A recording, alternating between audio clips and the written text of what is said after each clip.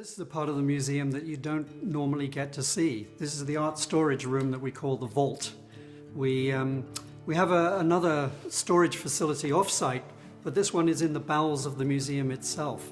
And it's protected, as you see from this ferocious looking sign, by the most intense fire suppression system.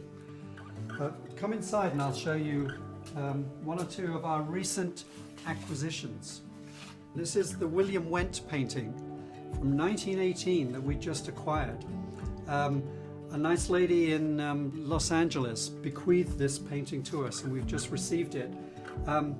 It's a view of Laguna. We very much like to build our collection of views of our own town, especially by some of its greatest painters. And this was done close to William Wendt's own home. And in all likelihood, this dirt track here is the way Glen Eyrie Street was at that point. Curiously enough, we received recently a cache of works of art by one artist, Stanton MacDonald Wright. Also a gift, by the way, which includes this work also from 1918. So interesting to see two works by California artists so different in style. This one that I'm holding, obviously so much more modern, and it gives you a sense of the range of different styles and different approaches that the museum has in its collection. So the vault is typical of the storage rooms of museums, and one of the joys of these places, I think, is that you get unexpected juxtapositions, because these aren't stored in chronological order or anything like that, so you get the kind of matchup that maybe you would never see on the actual walls of the gallery. So this is a Joseph Kleitsch painting that many people will be familiar with because it's probably the most famous painting in our collection. It's this idyllic afternoon scene in Laguna. There's nothing much to do, the dog and the guy sitting on the steps there. Outside what was called the old post office. It was a kind of general store.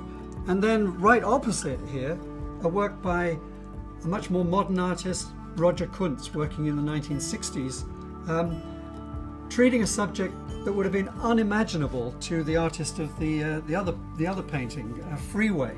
Why on earth, you can almost hear Joseph Kleitsch looking at this and saying, why on earth paint something so sort of bald and flat and boring as a freeway? But Roger Kuntz, of course, would have had a good argument against that. But it shows you the sort of nice play that you get from one work to another, accidentally, in museum storage vaults. And we're coming up here to one of my favorite paintings for a quirky reason.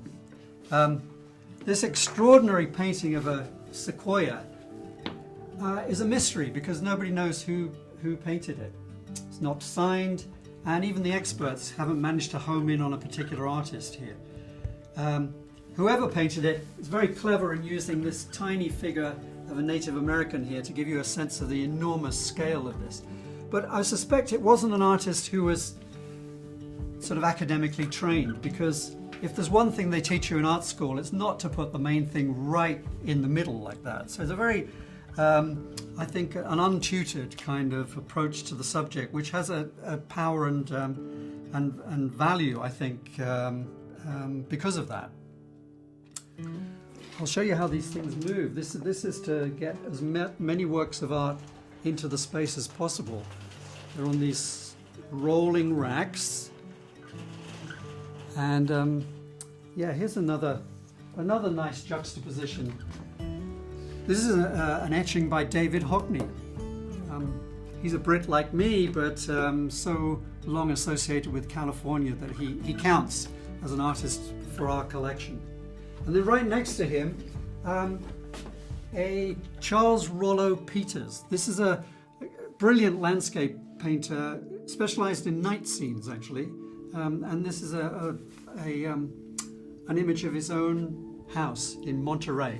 Very moody, with just this one window with this beautiful warm light. Very inviting, very beautiful painting, and it's fabulous to have it in our collection. None of these paintings stay in the vault all the time, I should add. We're always looking to rotate them into the galleries so that they can be seen by the public.